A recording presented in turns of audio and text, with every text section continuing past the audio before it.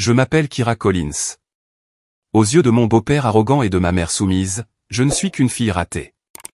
Une vieille fille de 38 ans, encore collée à son écran d'ordinateur, dans sa chambre d'enfant. Mais ce qu'ils ignorent, c'est que cet ordinateur ne sert pas à jouer. Cet appareil contient les codes de lancement nucléaire de secours. Et au moment où mon beau-père, Rick, a arraché de ma main mon smartphone rouge sécurisé, pour me donner une leçon de respect, il a commis l'erreur la plus stupide de l'histoire. Je me souviens encore très bien de ce moment. La satisfaction suffisante sur son visage, rougi par l'alcool bon marché, s'est évanouie instantanément. Elle a été remplacée par une couleur aussi grise que la cendre d'une cheminée. Des sueurs froides ont perlé sur son front, et ses mains se sont mises à trembler de façon incontrôlable. Il venait de réaliser que la voix à l'autre bout du fil n'était pas celle de mon petit ami imaginaire. C'était la voix glaciale, dure comme l'acier, du président des États-Unis. Ici le commandant en chef. Vous venez de couper la communication avec un commandant militaire de haut rang. Des agents fédéraux seront à votre porte dans 30 secondes. Il se croyait le roi de cette minuscule cuisine de banlieue. Mais il était sur le point de découvrir que la belle-fille qui l'humiliait constamment était la seule personne dans la pièce capable d'ordonner un cessez-le-feu pour une flotte navale tout entière. Si vous pensez qu'il ne faut jamais sous-estimer le silence de quelqu'un, parce qu'on ne sait jamais quel genre de bête puissante sommeille en lui, laissez un commentaire pour me dire d'où vous regardez, et cliquez sur le bouton s'abonner. L'air dans la salle à manger était si lourd de tension, et de l'odeur de volaille trop cuite, que je pouvais à peine respirer. C'était un Thanksgiving typique, en Virginie. Ou du moins, typique pour cette maison. Les cow-boys de Dallas jouaient sur l'immense téléviseur à écran plat, fixé au mur. Une télé que Rick avait achetée avec de l'argent, provenant prétendument d'investissements, mais qui venait en réalité des paiements hypothécaires, que j'envoyais secrètement à ma mère.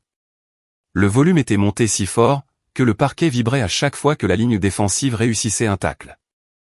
Touchdown. C'est de ça que je parle, a beuglé Rick, en claquant du poing sur la table. La saucière a tremblé dangereusement. C'était un homme imposant, le visage perpétuellement rouge, portant un polo de taille trop petit pour sa bedaine. Il a pointé sa fourchette vers mon grand-père, Arthur, qui était assis tranquillement dans son fauteuil roulant. Tu as vu cette action, Artie? Ça, c'est de la vraie puissance. Pas comme ces conneries ramollies, qu'ils enseignent dans le corps, de nos jours. Grand-père Arthur n'a pas répondu. Il a simplement fixé son assiette vide, ses mains tremblant légèrement à cause de la maladie de Parkinson. Je me suis raclé la gorge, une petite toux involontaire, provoquée par l'air sec et poussiéreux de la maison. La tête de Rick s'est instantanément tournée vers moi. Silence, Kira. Tu ne vois pas qu'on regarde le match? Certains d'entre nous apprécient la grandeur. J'ai baissé les yeux vers mon assiette, coupant un morceau de dinde sèche. Désolé, Rick. Désolé, ça ne répare pas une action interrompue, a-t-il grommelé, en tendant la main vers sa 3e canette de Miller Lite. Il s'est levé, attrapant le couteau électrique à découper. Le bourdonnement sonore a empli la pièce, ressemblant davantage à une tronçonneuse qu'à un ustensile de cuisine. Il le maniait comme une arme, pointant la lame vibrante autour de la table, pour souligner son autorité. D'accord, nouvelle règle, a annoncé Rick, sa voix couvrant celle des commentateurs sportifs. Il a pris un panier en osier sur le comptoir, et l'a claqué au centre de la table. Ceci est une zone de désintoxication numérique. J'en ai marre de voir tout le monde, le nez enfoui dans ses écrans. Les téléphones dans le panier, tout de suite. Mon cœur a tambouriné contre mes côtes. Il ne s'agissait pas seulement de consulter Facebook. Mon téléphone, un appareil lourd et renforcé, qui ressemblait à un smartphone ordinaire dans une coque volumineuse, était une ligne sécurisée, reliée directement au Pentagone. En tant que lieutenant général, et survivante désignée pour la rotation des fêtes, j'étais tenu par la loi fédérale, de l'avoir à portée de main à tout moment. Rick, j'ai vraiment besoin de garder le mien, ai-je dit, d'une voix posée mais calme. J'attends un appel professionnel. Rick a ri, un son dur et aboyant. Il s'est penché au-dessus de la table, le couteau électrique toujours bourdonnant dans l'autre main. Un appel professionnel de qui? De ton superviseur à l'usine de saisie de données, ou bien tu vends des Tupperware maintenant? C'est ce que tu fais dans ta chambre, toute la journée?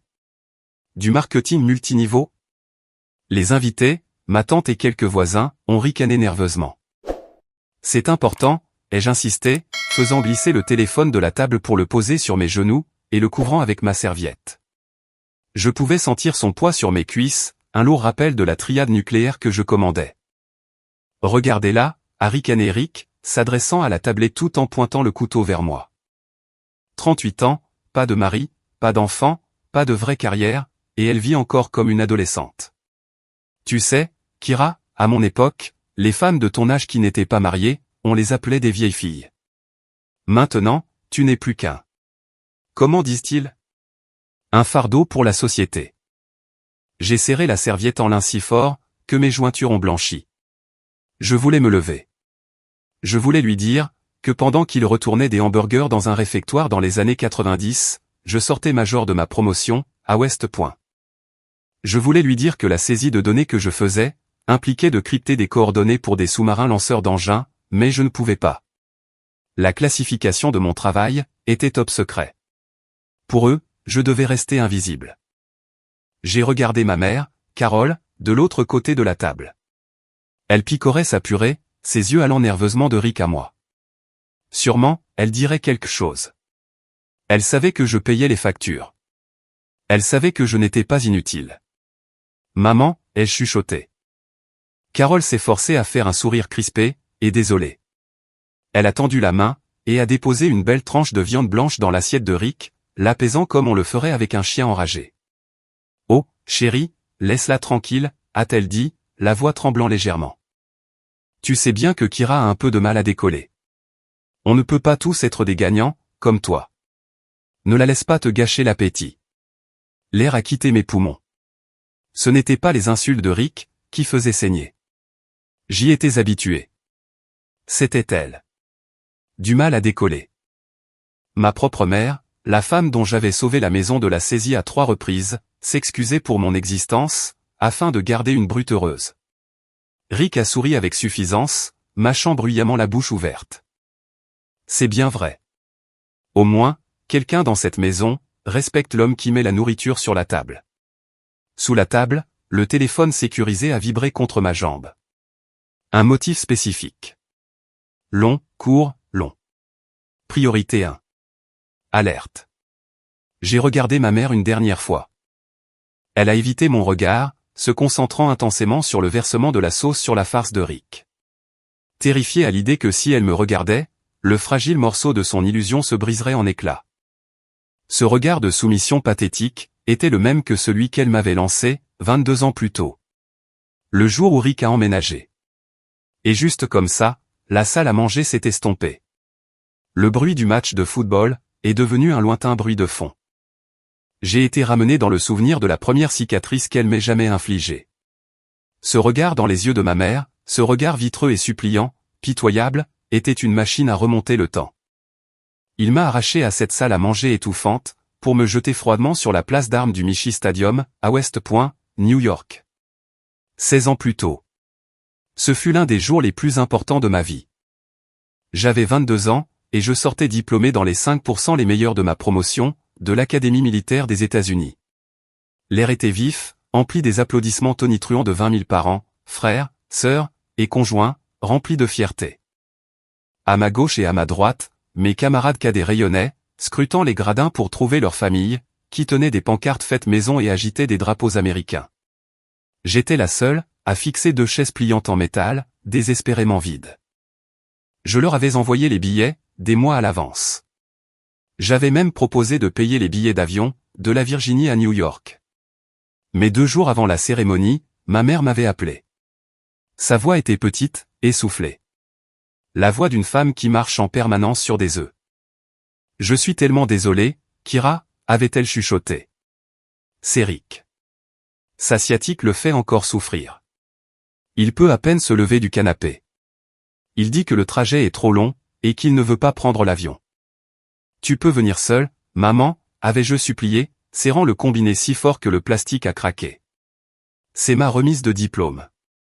Je deviens officier. Oh, chérie, tu sais bien que je ne peux pas le laisser quand il a mal. Qui lui préparerait ses repas? Qui l'aiderait avec ses poches de glace? Mais nous sommes si fiers de toi, en esprit. En esprit. Rick n'avait pas de sciatique. Rick avait un ego meurtri, et une paresse incrustée jusqu'à la moelle. Il ne supportait pas l'idée d'une journée, qui ne tourne pas autour de lui. Alors, il a ancré ma mère à ce canapé, en Virginie, et elle l'a laissé faire. Debout là, dans mon uniforme de cérémonie gris, jetant ma casquette blanche en l'air au milieu d'une mère de famille en liesse, je ne m'étais jamais senti aussi singulière, aussi isolée. J'ai appris alors que, pour ma mère, maintenir la paix avec Rick, était plus important que de célébrer les triomphes de sa fille. Le tintement des couverts contre la porcelaine m'a ramené au présent. J'ai regardé autour de la table. Les investissements dont Rick se vantait auprès des voisins, l'argent qui avait payé ce festin, la télé surdimensionnée et le nouveau bardage de la maison. C'était un mensonge. 5 ans plus tôt, Rick avait dilapidé leurs économies, dans des actions cotées à quelques centimes, qu'il croyait être des coups sûrs. L'avis de saisie avait été collé sur la porte d'entrée. Maman m'avait appelé, hystérique, suppliant pour de l'aide, mais terrifié à l'idée que Rick découvre qu'elle m'avait sollicité. Alors, je suis intervenu. J'ai mis en place un virement automatique. Pendant les 5 dernières années, une part importante de mon salaire militaire est allée directement au maintien d'un toit au-dessus de leur tête. Et comment Rick m'a-t-il remboursé? Vous savez, le problème avec les voisins, disait Rick, pulvérisant des morceaux de farce sur la nappe en parlant, c'est qu'ils n'ont pas la perspicacité financière que j'ai. J'ai dit à Bob, à côté, il faut savoir quand acheter, et quand conserver. C'est comme ça qu'on se paye la belle vie. Pas vrai, Carole? Il a fait un clin d'œil à ma mère. Ma mère, la femme dont je payais la maison, a baissé les yeux vers son assiette, et a hoché la tête. C'est vrai, Rick. Tu as toujours eu la bosse des chiffres. J'ai senti la bile remonter dans ma gorge. Elle réécrivait la réalité, pour apaiser sa fragilité. Elle effaçait mon sacrifice, pour construire son piédestal. Je n'étais pas seulement invisible. J'étais le carburant qu'ils brûlaient, pour garder au chaud leur vie délirante. Et ils n'avaient même pas la décence, de reconnaître la source de la chaleur. En parlant de la belle vie, a continué Rick, pivotant vers son sujet favori, son glorieux service militaire. Il a pris une gorgée de sa bière, et s'est essuyé la bouche du revers de la main. Je disais au gars au bar, l'armée de nos jours? C'est une blague. C'est une garderie. Il m'a regardé directement, les yeux brillants de malice. À mon époque, quand je servais, a déclaré Rick en bombant le torse. Nous étions des durs. On n'avait pas ses pauses, et ses cartes de stress. On faisait le boulot. Maintenant, ce n'est que politique louoc, et formation à la sensibilité. Je parie que tu passes la moitié de ta journée dans des séminaires sur la diversité, n'est-ce pas, Kira? L'ironie était si tranchante, qu'elle aurait pu couper du verre. Rick avait servi 2 ans, à la fin des années 80, comme cuisinier dans un mess, avant d'obtenir une décharge générale, pour insubordination. Il avait épluché des patates, et récuré des bacs à graisse. Pendant ce temps, je gérais actuellement la logistique d'un déploiement de sous-marins Trident, dans le Pacifique. Je gérais la dissuasion nucléaire, des parties d'échecs géopolitiques avec des superpuissances, et la vie de milliers de marins. C'est un monde différent maintenant, Rick, ai-je dit d'une voix égale, gardant mon ton dépourvu d'émotion. Les menaces sont plus complexes. Cyberguerre, défense satellitaire. Des excuses. Rick a encore claqué sa main sur la table. C'est ça le problème. Trop de réflexion, pas assez d'action. Vous avez besoin de tueurs, pas de nerfs en informatique. Si j'étais aux commandes, je redresserais le Pentagone en une semaine. Je leur montrerais à quoi ressemble un vrai leadership. J'en suis sûr, ai-je murmuré, en piquant un morceau de dinde sèche. Ma mère est intervenue, désireuse de lui plaire. Rick dit toujours que le pays s'en va à volo. Il s'y connaît tellement en histoire. Kira, tu devrais l'écouter. Tu pourrais apprendre quelque chose, pour t'aider dans ton travail. Je me suis figé. Ma propre mère me suggérait de prendre des conseils militaires, d'un homme dont l'expérience tactique s'arrêtait à décider quelle quantité de sel mettre dans la purée. Ce n'était plus seulement de la colère. C'était un épuisement profond et insondable. J'ai réalisé alors, que je n'étais pas assise à un dîner de famille. J'étais assise dans une production théâtrale, où tout le monde avait un script, sauf moi. Rick était le héros. Maman était la fan adoratrice, et j'étais l'accessoire. La fille silencieuse et décevante, sur laquelle ils pouvaient projeter leurs insécurités. J'ai regardé mes mains, reposant sur mes genoux. Sous la serviette, mes doigts ont frôlé la coque froide et caoutchoutée du téléphone sécurisé. Je commandais 50 000 troupes. J'avais la confiance du président. J'avais le pouvoir de raser des villes. Mais je ne pouvais pas commander à ma mère de se lever. Je ne pouvais pas lui ordonner de m'aimer assez pour me défendre. C'était la seule guerre que j'avais perdue, encore et encore, depuis 38 ans. Si vous soutenez Kira pour qu'elle finisse par s'affirmer, et efface ce sourire narquois du visage de Rick, cliquez sur le bouton « J'aime » tout de suite. Et s'il vous plaît, commentez « Je te vois » ci-dessous, si vous pensez que la vraie famille, ce sont ceux qui sont là pour vous, et pas seulement ceux qui partagent votre sang. Montrons à Kira qu'elle n'est pas seule, à cette table. Alors que la section des commentaires dans mon esprit se remplissait du soutien que je n'avais jamais reçu de la femme assise en face de moi, une sensation soudaine m'a tiré du bord du désespoir. Ce n'était pas un son. C'était une sensation, une vibration. Contre ma cuisse, le téléphone rouge a bourdonné. Pas un SMS, pas un appel de spam. C'était une pulsation rythmique et insistante, qui a envoyé une décharge d'adrénaline directement dans mon sang. BZZ, BZZ, BZZ, BZZ, BZZ. Le schéma d'alerte DEFCON 3. Mon cœur a cessé de battre pendant une seconde. Le monde extérieur à cette salle à manger, le monde réel, le monde dangereux, frappait à la porte. Pendant que Rick se plaignait de la texture de la sauce au canneberge, quelque chose de catastrophique se produisait, à l'autre bout du globe. J'ai serré le téléphone sous la serviette, mes jointures devenant blanches. Le contraste était vertigineux. Au-dessus de la table, j'étais une déception. Sous la table, j'étais la seule chose qui se dressait, entre la paix et l'hiver nucléaire. Qu'est-ce qui ne va pas chez toi, a aboyé Rick, remarquant ma soudaine rigidité. Tu as l'air d'avoir avalé un insecte.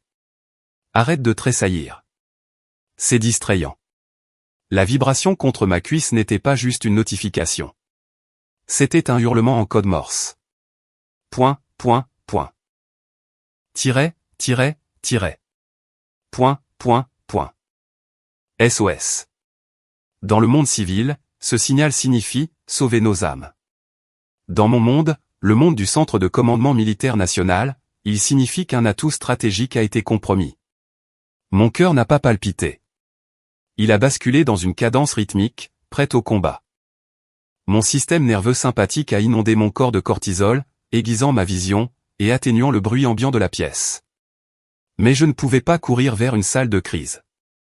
J'étais coincé sur une chaise de salle à manger de banlieue, flanqué d'une mère qui avait peur de sa propre ombre, et d'un beau-père qui décortiquait actuellement la viscosité de la sauce de la dinde. « Carole, je dois être honnête avec toi », a dit Rick, la voix humide de mastication. Il a soulevé une cuillerée de liquide brun, la laissant retomber dans son assiette, avec un petit bruit pitoyable. Cette sauce, c'est de la flotte. Elle n'a pas de corps. Est-ce que tu as au moins utilisé le jus de cuisson, ou as-tu juste mélangé ce sachet de poudre avec l'eau du robinet? Ma mère a tressailli, comme s'il lui avait jeté la cuillère au visage. J'ai utilisé le jus de cuisson, Rick. Peut-être que je n'ai pas laissé le roux s'épaissir assez. Je suis désolé. Je peux faire réchauffer un pot de sauce du supermarché. Non, laisse tomber. Rick a grogné, essuyant une tache de graisse sur son menton, du revers de la main. Je vais juste souffrir avec ça, comme je souffre avec tout le reste dans cette maison. Pendant qu'il jouait les martyrs au sujet des condiments, j'ai doucement, très lentement, soulevé le bord de la serviette en lin, sur mes genoux. L'écran du lourd smartphone recouvert de caoutchouc, brillait d'une faible lumière rouge. Une longueur d'onde spécifique, conçue pour ne pas ruiner la vision nocturne, ou dans ce cas, pour ne pas attirer l'attention dans une salle à manger faiblement éclairée. Le message sur l'application sécurisée était court, terrifiant, et défilait rapidement. Alerte. Secteur de défense de l'Alaska. Submersible non identifié détecté. Signature acoustique correspondant, classe Severodvinsk. À 12 000 de la côte des Aléoutiennes. Mon sang s'est glacé. Un sous-marin russe à propulsion nucléaire, lanceur de missiles de croisière, frôlait la limite des eaux territoriales américaines. Ce n'était pas un exercice. C'était une provocation. Et autre chose, a continué Rick, pointant sa fourchette vers la télé, où les Cowboys de Dallas s'alignaient pour une conversion de 3e essai. Regarde ce quarterback. Une diva surpayée. Il ne connaît pas le sens du mot sacrifice. Je l'ai ignoré. Mon pouce a volé sur le scanner biométrique, au bas du téléphone. Accès. Accordé. Je devais agir. J'étais l'officier de quart principal pour ce service. Le Pentagone attendait mon autorisation, pour l'escalade. Si ce sous-marin franchissait la limite des 12 000, il pouvait lancer un missile de croisière, qui frapperait Seattle en moins de 15 minutes. J'ai tapé le code d'autorisation, pour une commande de contournement flash. Alpha. Zulu. Niné. 2. Passe la sauce au canneberge, a exigé Rick. Pas le truc fait maison avec les morceaux. La boîte. J'aime la version en gelée. Ma tante lui a passé le cylindre de gelée rouge foncé, secouant la tête avec compassion, vers ma mère. Sous la table, mes doigts menaient une guerre. J'ai accédé à la grille de déploiement de la base aérienne d'Elmendorf. J'ai sélectionné l'escadron d'avions de patrouille maritime PE-8 Poséidon, stationné sur le tarmac. Ce n'étaient pas seulement des avions. C'étaient des chasseurs de sous-marins, équipés de torpilles, de charges de profondeur, et de bouées sonars avancées. Déployés actifs. Vecteurs d'interception. Règles d'engagement, suivre et dissuader. J'ai appuyé sur exécuter. Une goutte de sueur a coulé le long de ma tempe, piquant ma peau. Ce n'était pas la chaleur de la cuisine. C'était le poids écrasant de la chaîne de commandement. Je venais tout juste d'envoyer en l'air, pour un demi-milliard d'euros de matériel militaire, tout en mangeant de la dinde sèche. Si j'avais tort. Si ce n'était qu'une baleine, ou un bug dans le réseau d'hydrophone. Ma carrière était finie. Si j'avais raison, et que je ne faisais rien. Des millions de personnes pourraient mourir. Kira. La voix de Rick a claqué comme un fouet, brisant ma concentration. J'ai sursauté. Mon genou heurtant le dessous de la table. Les verres d'eau ont tremblé. J'ai rapidement glissé le téléphone plus profondément entre mes cuisses, le couvrant complètement avec la serviette. Je suis désolé. Quoi, ai-je bégayé en levant les yeux. Mon pouls battait à tout rompre dans mes oreilles, aussi fort qu'un tambour. Rick me fixait, les yeux plissés par le soupçon. Il avait arrêté de mâcher. Un morceau de peau de dinde pendait au coin de sa lèvre. Je t'ai demandé si tu voulais un petit pain, a-t-il dit, sa voix descendant dans un registre grave et dangereux. Mais tu ne pouvais pas le savoir, n'est-ce pas? Parce que tu es trop occupé à jouer au billard de poche sous la table. La table est devenue silencieuse. Ma mère a laissé échapper un petit hoquet. Grand-père Arthur a cessé de trembler pendant une brève seconde, ses yeux se verrouillant sur les miens. Je ne joue pas, Rick, ai-je dit, la voix plus tendue que je ne le voulais.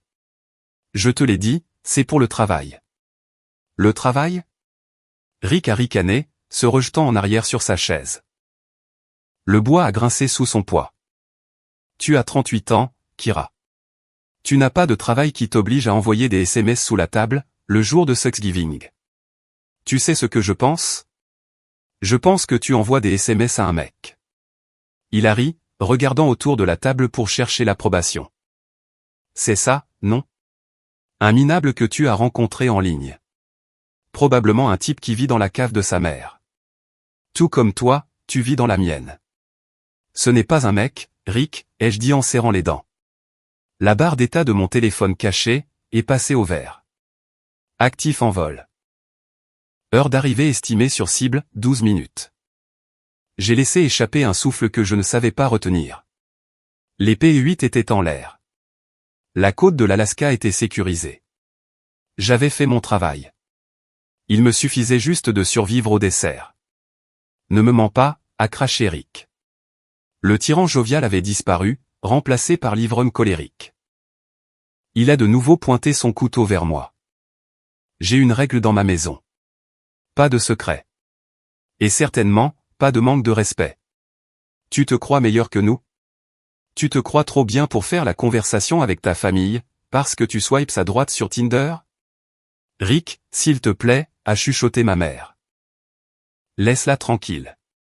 Non, Carole. Tu la couves. Rick a de nouveau claqué sa main, plus fort cette fois. Elle est assise là, elle mange ma nourriture, elle boit ma bière, elle utilise mon électricité, et elle ne peut même pas me regarder dans les yeux. Elle cache quelque chose. Il s'est levé. La chaise a raclé violemment le parquet. Il s'est dressé au bout de la table. Une masse imposante d'insécurité, et dos de colonne bon marché. « Montre-moi ce téléphone », a-t-il exigé. Je me suis figé. Non. Pardon ? Le visage de Rick a pris une teinte violacée, qui s'accordait avec la sauce au canneberge. J'ai dit non, ai-je répété, ma main se crispant sur l'appareil sous la serviette. C'est privé. Et ça ne te regarde pas, ma maison, mes affaires, a grogné Rick. Il a commencé à contourner la table, vers moi. Des pas lourds. Boum. Boum. Boum. Tu vis sous mon toit. Tu suis mes règles. Maintenant, donne-moi ce putain de téléphone, Kira. Je veux voir qui est si important, que tu dois ignorer ta propre mère, à Thanksgiving. J'ai calculé la distance.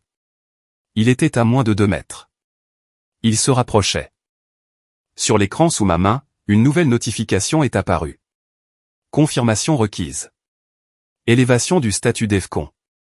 Je ne pouvais pas lui remettre le téléphone. S'il voyait l'écran. S'il voyait le marquage de classification. S'il voyait les protocoles de lancement nucléaire. C'était un crime, un délit fédéral. Mais plus que ça.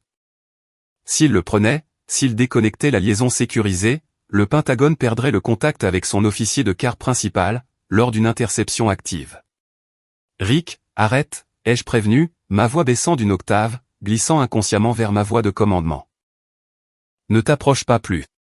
Il s'est arrêté, surpris par le ton. Puis, il a eu un rictus. Sinon quoi ? Tu vas pleurer ? Tu vas courir dans ta chambre ? Il a bondi. Le bruit du verre brisé a tranché la tension comme la lame d'une guillotine. La main de Rick, à quelques centimètres d'attraper mon poignet, a reculé brusquement. Tandis qu'une gerbe d'eau glacée explosait sur la table. Fils de pute, a hurlé Rick, en bondissant en arrière. Il essuyait frénétiquement son pantalon en toile, où une tache sombre et humide s'élargissait rapidement, près de son aine.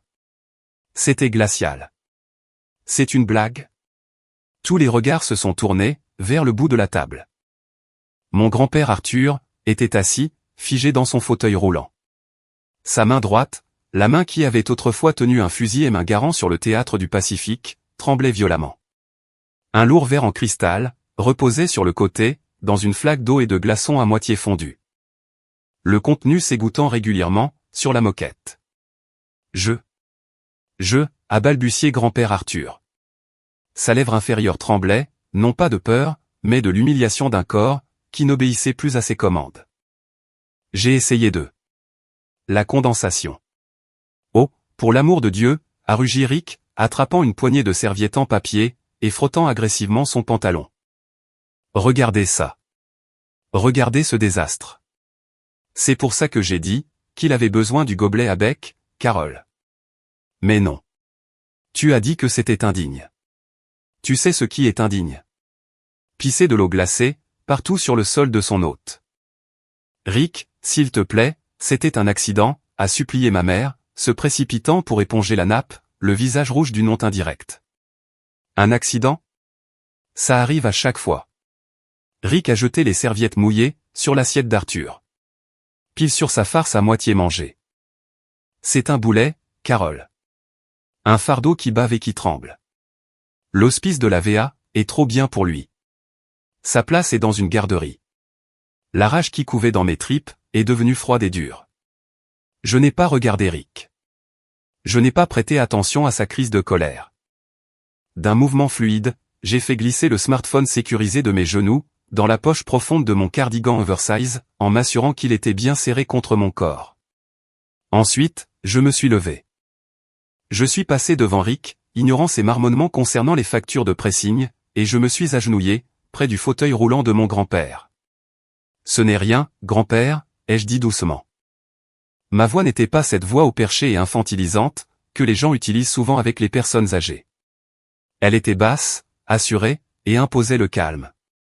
J'ai ramassé le verre tombé, et je l'ai mis de côté. J'ai pris une serviette en lin, l'une de celles chic que Rick avait insisté pour qu'on utilise, afin d'impressionner les voisins, et j'ai commencé à sécher la main d'Arthur. Sa peau était fine comme du papier, tachetée de marques de vieillesse et de veines bleues, tremblant au rythme régulier d'un stade avancé de Parkinson. La plupart des gens se reculent face à ces tremblements. Ça les met mal à l'aise. Ça leur rappelle leur propre mortalité.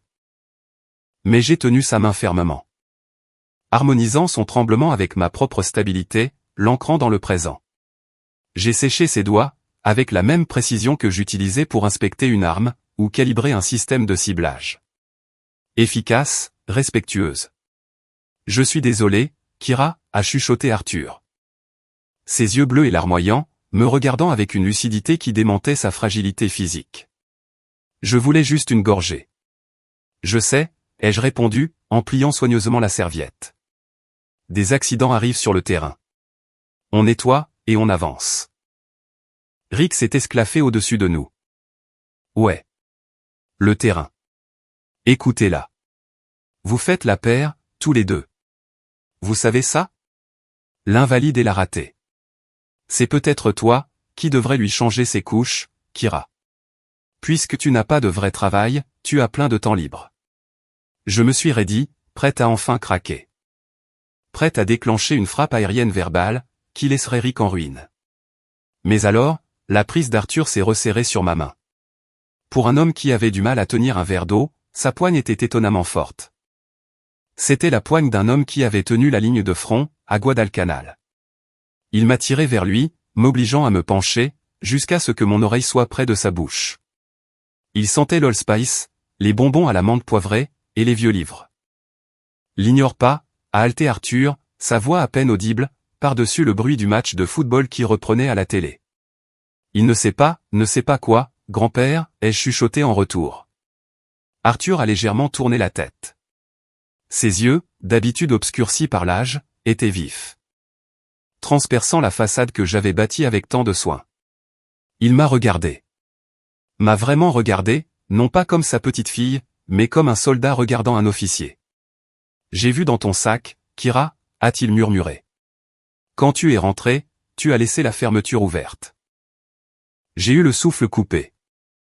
Mon sac à main contenait mes accréditations de secours, et la casquette de mon uniforme de cérémonie, que j'y avais fourré à la hâte, après m'être changé dans la voiture. J'ai vu les étoiles, a dit Arthur. Un petit sourire fier et timide effleurant ses lèvres tremblantes. 3 étoiles d'argent. Et les codes dus au football nucléaire. Je sais ce qu'est ce téléphone rouge. Je l'ai regardé, stupéfaite. J'avais passé des années, à cacher mon grade, mon succès et mon fardeau, à cette famille, pour éviter leur jalousie. Pour éviter exactement le genre de scène que Rick était en train de faire. Mais Arthur avait vu. Tu es lieutenant général, a-t-il chuchoté, les mots roulant sur sa langue avec révérence. C'est toi qui commandes tout le putain de théâtre d'opération, pas vrai? Grand-père, Chut. Il m'a fait taire, d'une pression de la main. Tu n'as pas à expliquer. Je sais pourquoi tu restes silencieuse. Le lion n'a pas besoin de rugir, pour prouver qu'il est un lion à une meute de hyènes. Des larmes ont piqué le coin de mes yeux. Dans cette maison, où j'étais traité comme un parasite, comme une enfant incapable de prendre son envol. L'homme le plus âgé, et le plus brisé de la pièce, était le seul à voir la vérité. Il n'a pas seulement vu une petite fille. Il a vu un commandant. Tu portes le poids du monde dans cette poche, madame la générale, a-t-il dit, sa voix tremblant d'émotion. Ne laisse pas un homme qui épluche des patates pour gagner sa vie, te dire comment tenir un couteau. Une vague de chaleur a déferlé sur moi, balayant l'humiliation glaciale de la dernière heure. C'était un transfert de force. Il me passait le flambeau de la résilience, de sa génération. Je n'étais plus seul à cette table. J'avais un allié pour couvrir mes arrières. Merci, grand-père, ai-je réussi à dire, la gorge serrée. Et Rick a encore frappé sur la table, interrompant le moment. Vous avez fini de vous murmurer des secrets, tous les deux? Mon Dieu, c'est comme vivre dans une maison de retraite. Arthur, arrête de l'embêter, et mange ta farce avant de la renverser aussi. Rick a ri de sa propre blague, cherchant l'approbation autour de lui. Il a perdu la boule, vous savez, a dit Rick à ma tante, en désignant vaguement Arthur. Il se croit encore dans le corps. Probablement en train de lui raconter comment il a gagné la guerre à lui tout seul. Pathétique. Je me suis levé lentement, relâchant la main d'Arthur, mais gardant sa force avec moi. Je me suis tourné pour faire face à Rick. Je n'ai pas baissé les yeux. Je ne me suis pas avachi. Je me suis tenu de toute ma hauteur, les épaules carrées, le menton haut. La posture d'une femme qui arpente les couloirs du Pentagone avec autorité. Il a plus de dignité dans son petit doigt, que tu n'en as dans tout ton corps, Rick, ai-je dit. Ma voix était calme. D'un calme terrifiant. Le sourire de Rick a vacillé. Il a cligné des yeux, confus par le changement soudain dans mon attitude. Pardon? Qu'est-ce que tu viens de me dire? J'ai dit. Le son a fendu la pièce, comme une sirène. Ce n'était pas la vibration subtile d'un SMS. Ce n'était pas la sonnerie marimba standard d'un iPhone. C'était un tri numérique, strident et mécanique, de l'ancienne école. Le genre de sonnerie qui est codé en dur, dans les appareils gouvernementaux sécurisés, pour une seule et unique raison, action immédiate requise. Ça venait de ma poche. La pièce est devenue silencieuse comme la mort. Les commentateurs de football, le tintement des fourchettes, la mastication. Tout semblait s'être arrêté. Les yeux de Rick sont tombés sur la poche de mon cardigan, où la lumière rouge clignotait à travers le tricot. Pulsant au rythme de la sonnerie hurlante. Je te l'avais dit, a chuchoté Rick, son visage se tordant dans un masque de fureur pure et absolue. Pas d'électronique. Il ne le savait pas encore.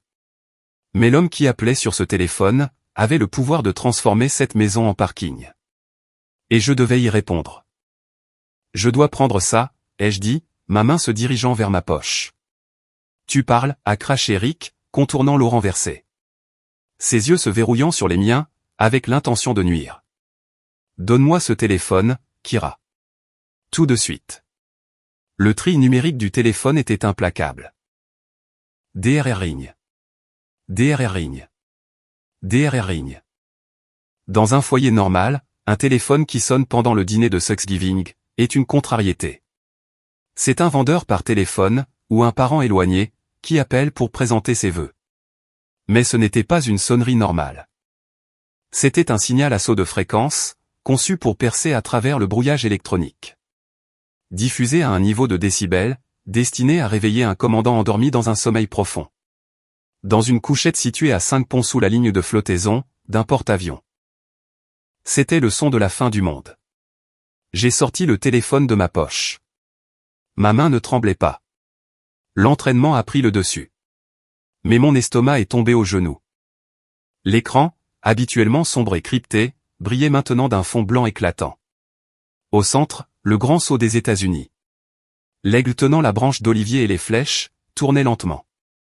En dessous, en lettres majuscules noires et grasses, se trouvaient 3 mots qu'aucun civil ne voit jamais, sur un identifiant d'appel. Commandant en chef, mon souffle s'est coupé. C'était un contournement flash. Cela signifiait que le président ne passait pas par un assistant. Il ne passait pas par le secrétaire à la défense. Il contournait toute la chaîne de commandement, pour parler directement à l'officier de quart principal. Cela signifiait que les P-8 Poséidon que j'avais déployés 10 minutes plus tôt, avaient trouvé quelque chose. Et quoi qu'ils aient trouvé, c'était assez grave pour réveiller le président, pendant son dîner de fête à Camp David. Je dois répondre, ai-je dit, ma voix tranchant l'air vicié de la salle à manger. Ce n'était pas une demande. C'était un énoncé de fait. J'ai repoussé ma chaise.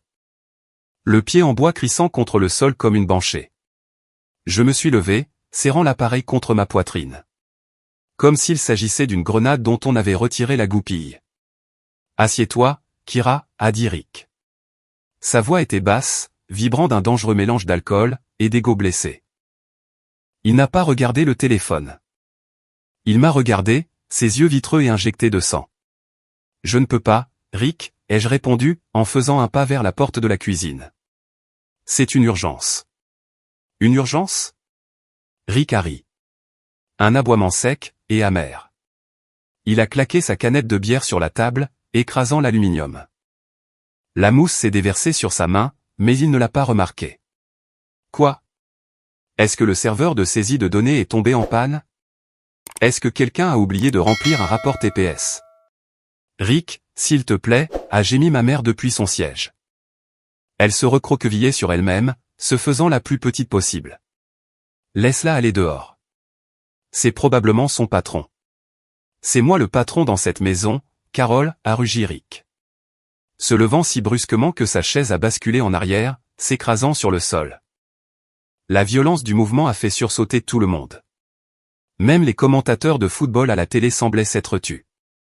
Rick se tenait entre moi et la sortie. Un mur de chair en colère et peu sûr d'elle. Il respirait lourdement. Son visage était empourpré d'un rouge cramoisi profond et malsain. Le téléphone sonnait toujours. DRR ring. DRR ring. Chaque seconde qui passait était une seconde où l'on faisait attendre le président des États-Unis. Dans l'armée, faire attendre un officier supérieur est un péché. Faire attendre le président, lors d'une crise nucléaire potentielle, est une infraction passible de la cour martiale. Rick, pousse-toi, ai-je dit, ma voix descendant dans un registre de commandement. Je n'étais plus la belle-fille. J'étais la lieutenant générale Collins. Tu es en train d'entraver une communication fédérale officielle. Rick a cligné des yeux, momentanément abasourdi par l'autorité de mon ton. Puis, son visage s'est tordu en un rictus moqueur. Communication fédérale, s'est-il moqué, en s'approchant. Il sentait la Miller Lite, la graisse de dinde, et la vieille sueur. Écoutez-la. Tu crois que parce que tu regardes NCIS, tu peux me parler comme ça? Tu te crois importante? Il m'a enfoncé un doigt dans l'épaule. Ça m'a fait mal, mais je n'ai pas bronché. Tu es une femme de 38 ans, qui vit dans sa chambre d'enfant, a craché Rick. De la salive atterrissant sur ma joue. Tu n'as pas de communication fédérale. Tu as des délires. C'est qui ça? C'est un agent de recouvrement? C'est le petit ami que tu as inventé? C'est le président, ai-je dit. La vérité a glissé de mes lèvres, avant que je puisse l'arrêter. La pièce est devenue silencieuse comme la mort. La fourchette de ma tante s'est arrêtée à mi-chemin de sa bouche. Ma mère m'a regardé avec des yeux écarquillés et terrifiés, pensant que j'avais finalement craqué. Puis, Rick a explosé de rire. Le président, a-t-il hurlé en se tapant la cuisse. Il s'est tourné vers la table. Vous avez entendu ça? Elle dit que c'est le président. Oh, c'est fort. Et, Artie. Ta petite fille est encore plus folle que toi. Elle pense que Biden l'appelle pour des recettes de dinde. Il s'est retourné vers moi. Son sourire disparaissant instantanément, remplacé par un regard froid et prédateur. Tu penses que je suis stupide, n'est-ce pas, a sifflé Rick. Tu penses pouvoir me mentir en pleine face, dans ma propre maison? C'est probablement un vendeur par téléphone, ou pire. Tu vends de l'assurance maintenant, c'est ça? C'est ça. Un appel de vente. C'est une question de sécurité nationale, ai-je dit, en articulant chaque mot. Le téléphone dans ma main vibrait violemment, l'urgence augmentant. Le protocole stipulait que si je ne répondais pas dans les 60 secondes, les services secrets lanceraient un effacement à distance de l'appareil. Et déploieraient une équipe de confinement vers ma localisation GPS. Nous en étions à 45 secondes. La sécurité nationale, a répété Rick, secouant la tête avec une fausse déception. Tu es pathétique, Kira. Tu le es vraiment. Tu es tellement désespéré d'être spécial, que tu t'inventes ce monde imaginaire. Eh bien devine quoi? Retour à la réalité. Il a fait un autre pas vers moi. Il était dans mon espace personnel maintenant, se dressant au-dessus de moi. Je vais t'apprendre une leçon de respect, a dit Rick, en tendant la main paume vers le haut. Donne-moi le téléphone. Je vais le mettre sur haut-parleur. Je veux que tout le monde entende ton président. Je parie que c'est un gars nommé Steve, d'un centre d'appel en Inde, qui essaie de nous vendre une extension de garantie pour la voiture. Rick, ne touche pas à ce téléphone, l'ai-je prévenu. Ma main s'est portée instinctivement à ma hanche. La mémoire musculaire. Cherchant une arme de poing qui n'était pas là. Si tu interfères avec cet appel, tu commets un crime fédéral. Je te préviens. Tu me préviens. Les yeux de Rick sont sortis de leurs orbites. La veine de son cou palpitait. Espèce de petite ingrate. Je t'habille. Je te chauffe. Et tu me menaces. Carole, a crié Rick, sans me quitter des yeux. Dis à ta fille de me remettre ce téléphone, avant que je ne la jette à la rue. Kira, donne-le-lui, s'est écriée ma mère, les larmes coulant sur son visage. S'il te plaît, laisse-le juste voir. Pourquoi faut-il que tu sois si difficile? Excuse-toi et donne-lui le téléphone. Sa trahison m'a frappé, comme un coup physique. Elle préférait me voir humilié. Elle préférait risquer ma carrière, et à son insu, la sécurité du pays. Plutôt que de voir Rick contrarié. Je ne peux pas faire ça, maman, ai-je chuchoté, mes yeux rivés sur Rick. Le temps est écoulé, a grogné Rick. Il s'est jeté sur moi. Ce n'était pas une frappe militaire calculée. C'était une tentative de saisie maladroite et ivre. Mais il était lourd. Et nous étions dans un espace restreint. Il a attrapé mon poignet, celui qui tenait la liaison nucléaire, avec une force écrasante. Ses ongles se sont enfoncés dans ma peau, me faisant saigner. Lâche-moi, ai-je crié, luttant pour garder l'appareil en sécurité. Donne-le-moi, a hurlé Rick en me tordant le bras. Je vais montrer à tout le monde la menteuse que tu es. Le téléphone sonnait toujours. Ring. Mais maintenant, alors que nous nous battions pour l'avoir, le compte à rebours sur l'écran a atteint 0. Le protocole de messagerie vocale ne s'est pas enclenché. À la place, le contournement de sécurité automatisé a pris le relais. L'appel s'est connecté automatiquement. Rick ne le savait pas. Je n'ai pas eu le temps de lui dire. Il a juste vu l'écran changer. Et dans son triomphe aviné, il m'a arraché le téléphone des mains. Le brandissant en l'air comme un trophée. Je l'ai, a-t-il annoncé, haletant lourdement. Il a regardé le téléphone, son pouce planant au-dessus de l'écran. Il a vu le chronomètre de l'appel en cours, défiler. Maintenant, a ricané Rick, regardant l'appareil avec pure malice. Voyons voir qui c'est vraiment. Il a appuyé sur le bouton du haut-parleur. L'odeur m'a frappé avant la douleur. C'était une vague de Miller Lite éventée, de poudre d'oignon, et de l'odeur aigre et métallique d'une sueur masculine agressive. Rick ne s'est pas contenté de tendre le bras vers le téléphone, il m'a violemment heurté. C'était un plaquage lourd et maladroit, le genre qu'on voit dans une bagarre de bar à 2 heures du matin, pas dans une salle à manger de la banlieue de Virginie. Sa masse m'a plaqué contre le bord du plan de travail de la cuisine, le granit s'enfonçant douloureusement dans le bas de mon dos. J'ai dit, donne-le-moi, a-t-il grogné, son souffle chaud et humide contre mon visage. Rick, arrête. Tu es en train d'agresser un officier fédéral, ai-je crié, tordant instinctivement mon corps pour protéger l'appareil. Ma formation me hurlait de neutraliser la menace. Une simple frappe à la gorge, ou une clé articulaire, l'aurait mis à terre en 2 secondes. Mais c'était le mari de ma mère. C'était Thanksgiving. Et une petite partie stupide de moi-même, était encore la fille qui essayait de ne pas gâcher la fête. Officier, tu es une menteuse, a rugi Rick. Sa main, épaisse et grasse à cause de la peau de dinde, s'est refermée sur mon poignet. Il a serré fort. J'ai senti les tendons de mon avant-bras se tendre. Ses ongles, irréguliers et sales, se sont enfoncés dans ma peau, raclant vers ma main. Ça brûlait. Une chaleur aiguë et piquante qui m'a fait halter. Mais la douleur physique n'était rien, comparée au son qui a transpercé la lutte. Kira, arrête ça. Donne-le-lui, un point c'est tout. C'était ma mère. Elle ne criait pas sur l'homme qui attaquait physiquement sa fille. Elle ne composait pas le 911. Elle se tenait près de la table, se tordant les mains, le visage crispé par l'agacement. Contre moi. Pourquoi faut-il toujours que tu sois si difficile, a-t-elle hurlé, la voix éraillée. Il veut juste voir le téléphone. Pourquoi faut-il que tu gâches tout? Donne-le simplement à ton père, et excuse-toi. Ton père? Ce mot a tranché le dernier lien qui me retenait à cette famille. Dans cette fraction de seconde, au milieu des grognements de l'effort et de l'odeur de bière bon marché, mon cœur ne s'est pas brisé. Il s'est transformé en pierre. Elle me voyait me faire mal. Elle me voyait être humiliée.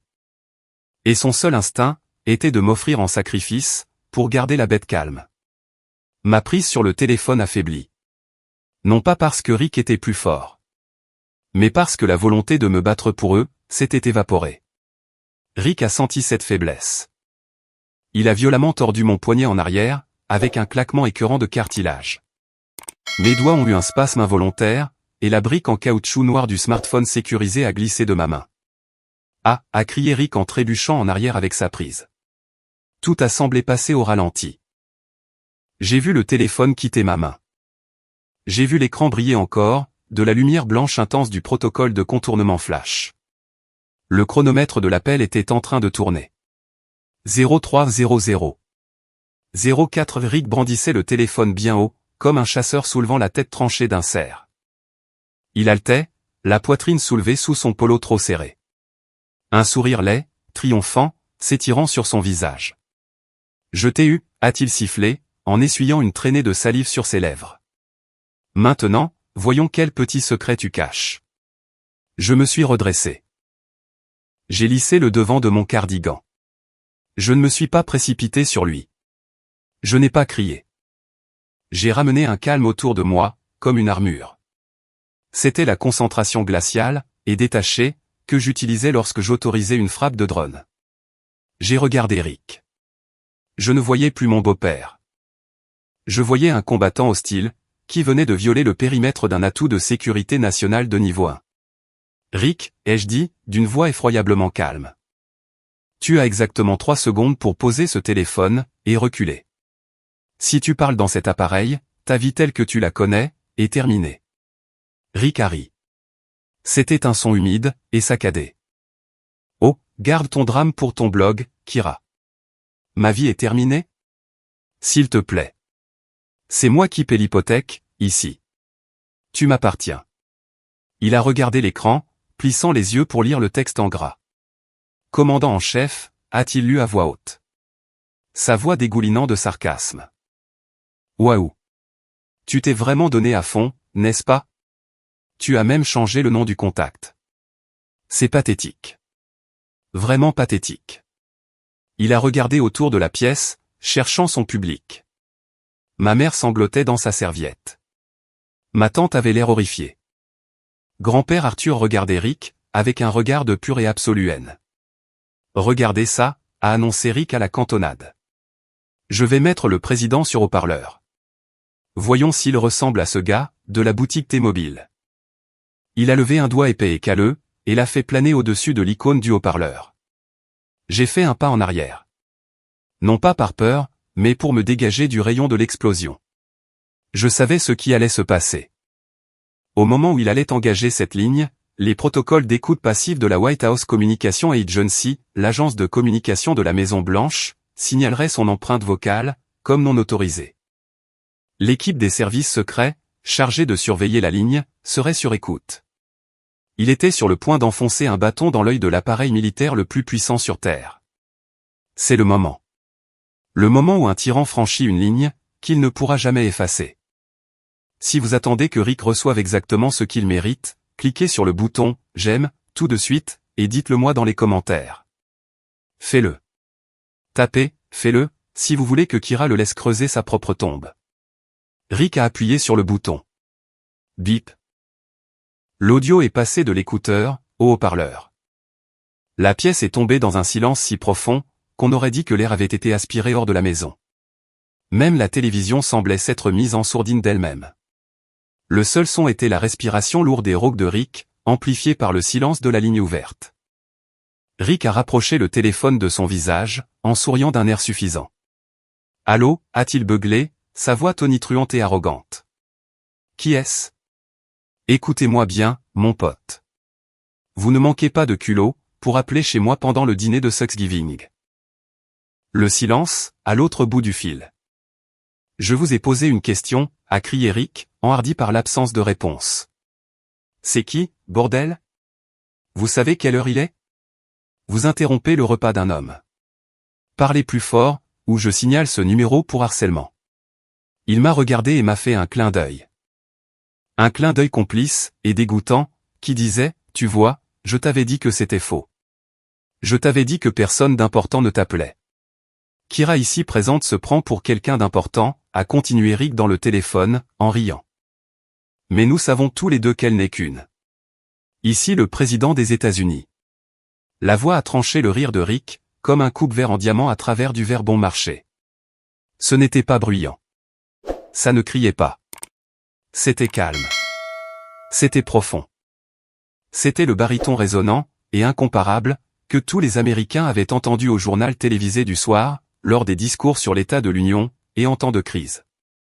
Elle portait le poids du bureau ovale. L'autorité de la Constitution. Et le pouvoir absolu de l'ensemble des forces armées américaines. Rick s'est figé. Sa bouche, ouverte pour lancer une autre insulte, est restée béante. La couleur a quitté son visage si vite, qu'on aurait dit que quelqu'un avait retiré un bouchon dans ses talons. La rougeur de l'alcool s'est évaporée, remplacée par un gris pâteux et maladif. Quoi, a balbutié Rick, sa voix soudainement minuscule. J'ai demandé, a répété la voix au téléphone, glaciale et tranchante comme un rasoir, à qui je m'adressais. Vous tenez un appareil de commandement nucléaire sécurisé, assigné à la lieutenant générale Kira Collins. Identifiez-vous immédiatement. Rick a regardé le téléphone. Puis il m'a regardé. Ses yeux étaient écarquillés, remplis d'une terreur primitive et animale. L'arrogance avait disparu. Le tyran avait disparu. Tout ce qui restait, c'était un homme qui réalisait qu'il se tenait sur les rails, et que le train était déjà là. Le silence qui a suivi la demande arrogante de Rick n'était pas vide. Il était lourd. C'était un poids physique qui s'appuyait sur la table de la salle à manger, étouffant les rires, les bruits de mastication, et le bourdonnement du réfrigérateur. Pendant 2 secondes angoissantes, le seul son sur le haut-parleur était un léger crépitement rythmique. Le son d'une connexion satellite cryptée, s'étendant sur des milliers de kilomètres. Rick se tenait là. Le torse bombé, le visage figé dans un masque de bravade d'ivrogne. Il a regardé les invités, haussant les sourcils comme pour dire, vous voyez, j'ai démasqué leur bluff. Il s'attendait à une tonalité de raccrochage. Il s'attendait à un vendeur par téléphone, bégayant. Il s'attendait au silence d'un plaisantin, qui raccroche. Au lieu de cela, une voix a rempli la pièce. C'était une voix que chaque personne présente à cette table avait entendue 1000 fois. Nous l'avions entendue dans nos salons, pendant le discours sur l'état de l'Union. Nous l'avions entendue sur les autoradios, pendant nos trajets matinaux. C'était une voix qui commandait au pupitre, signait des traités, et lançait des armées. Elle était calme, résonnante, et indubitablement, d'une manière terrifiante. Familière. Ici le président des États-Unis. Les mots ne sont pas simplement restés suspendus dans l'air. Ils ont atterri comme des coups d'enclume. Boum. Boum. Boum. Le sourire narquois de Rick ne s'est pas effacé. Il s'est brisé. C'était comme si quelqu'un l'avait physiquement giflé, pour effacer cette expression de son visage. Sa bouche, qui était grande ouverte pour lancer une autre insulte, s'est refermée d'un coup, puis s'est rouverte. Agissant silencieusement, comme un poisson sur un quai. Je parle avec la personne, qui vient d'intercepter une communication de priorité 1, sur une ligne sécurisée, a continué le président. Le ton n'était pas colérique. C'était pire. C'était la froideur bureaucratique et détachée, de l'autorité absolue. Identifiez-vous. Rick a cligné des yeux rapidement. Son cerveau imbibé de bière bon marché, et de décennies d'une confiance injustifiée, connaissait des ratés. Il regardait le téléphone dans sa main, comme s'il s'était soudainement transformé en un cobra vivant. A balbutié Rick. Le baryton tonitruant qui dominait habituellement le foyer, avait disparu, remplacé par un couinement aigu. Qui est-ce vraiment? Est-ce que c'est une station de radio? Est-ce que c'est une émission de caméra cachée? Il m'a regardé, le désespoir le tiraillant par les yeux. Kira, ce sont tes amis qui font une blague? Dis-leur d'arrêter. Ce n'est pas drôle. Je n'ai pas bougé. Je n'ai pas parlé. J'ai juste observé. J'ai vu le sang se retirer de son visage, transformant son teint, d'un rouge colérique et empourpré, en une couleur rappelant le papier journal mouillé. J'ai vu la sueur poindre sur sa lèvre supérieure. De minuscules gouttes de terreur, s'accumulant instantanément. Ce n'est pas une blague, monsieur. La voix du président est intervenue. Plus tranchante cette fois. Et je n'ai pas le temps de jouer. Vous tenez actuellement un appareil classé top secret, en vertu de la loi sur l'énergie atomique de 1954. Je vous le demande une dernière fois, qui êtes-vous? La main de Rick a commencé à trembler. Cela a commencé par une vibration subtile, et a rapidement dégénéré, jusqu'à ce que le téléphone vacille visiblement dans sa poigne. Je suis Rick, a-t-il chuchoté. Puis, réalisant à quel point cela semblait pathétique, il a essayé de rassembler un peu de son ancienne arrogance, mais elle s'est effritée avant même de franchir sa gorge. Je veux dire, je suis le propriétaire. Rick. Rick Davis. C'est ma maison. Monsieur Davis, a dit le président. Il a prononcé le nom avec un dégoût, qui suggérait que Rick était quelque chose dans lequel il avait marché. Pourquoi êtes-vous en possession de l'unité de communication sécurisée, de la lieutenant générale Collins? La pièce a halté. Ce fut une aspiration collective, qui a vidé l'oxygène de l'air. Lieutenant générale Collins.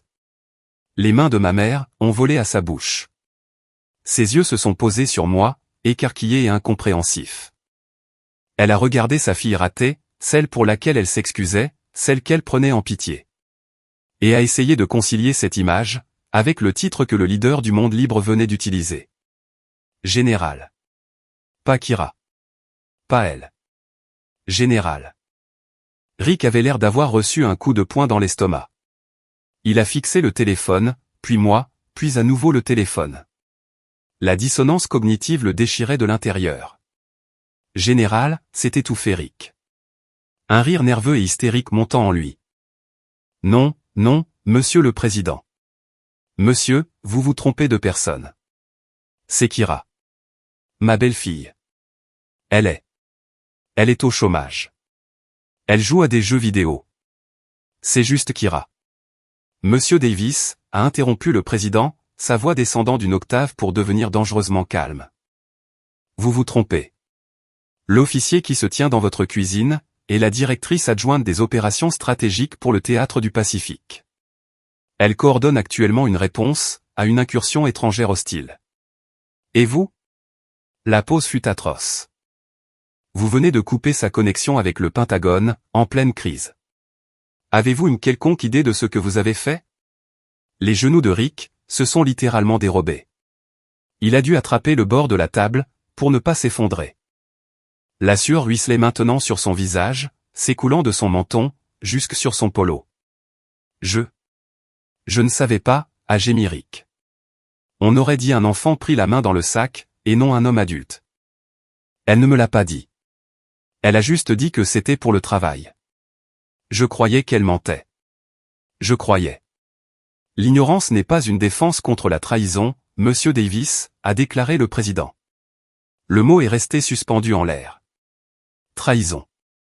Trahison, a balbutié Rick, son visage prenant une teinte de gris que je ne savais pas la peau humaine capable d'atteindre. Non, attendez. Je suis un patriote. J'ai servi.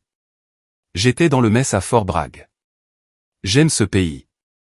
Alors vous auriez dû respecter son uniforme, a rétorqué le président. En vertu de la loi sur l'espionnage, interférer avec un équipement de commandement et de contrôle nucléaire, est passible d'une peine minimale obligatoire de 20 ans, dans un pénitencier fédéral. Entraver un officier de haut rang. Pendant un état d'urgence. Cela peut être considéré comme un acte de terrorisme intérieur. Oh mon Dieu, a doucement gémi ma mère, en enfouissant son visage dans ses mains. Rick m'a regardé. Ses yeux, implorants, étaient mouillés de larmes de terreur. Kira, dis-lui. Dis-lui que je ne le pensais pas, dis-lui qu'on était juste. Juste en train de plaisanter. On est une famille, non? Des blagues de famille. Je l'ai regardé. J'ai regardé l'homme qui m'avait qualifié d'inutile, 5 minutes plus tôt. J'ai regardé l'homme qui avait fait pleurer ma mère, pendant des années. J'ai regardé l'homme qui venait de risquer des millions de vies, parce que son ego ne pouvait supporter, qu'une femme ait un secret. Je n'ai pas dit un mot. J'ai juste haussé un sourcil. L'heure des bavardages est terminée, monsieur Davis, a déclaré le président.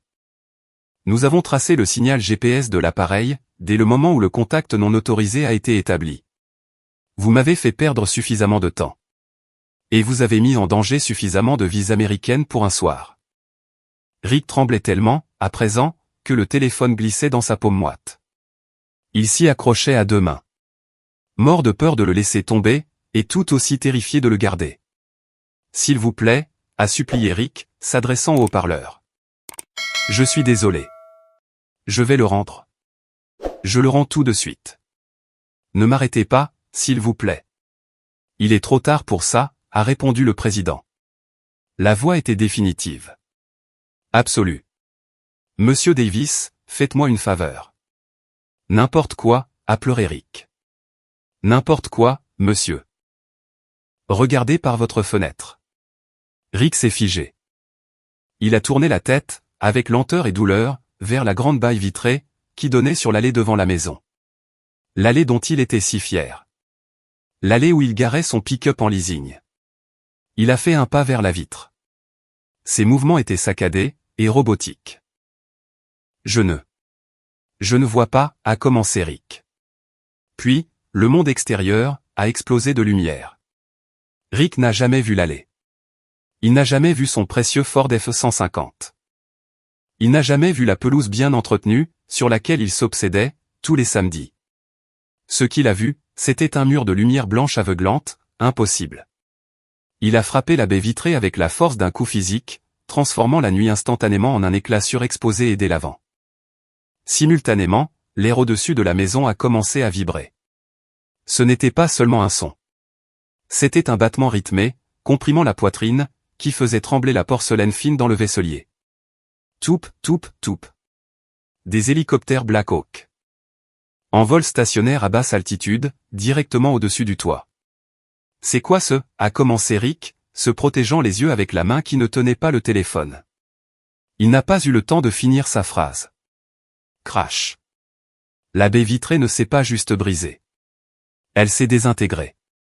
Des charges d'explosion contrôlées ont soufflé le verre vers l'intérieur, dans une pluie d'éclats scintillants. Avant que le premier morceau de verre ne touche le sol, 3 grenades sont entrées en glissant sur le parquet. Bang!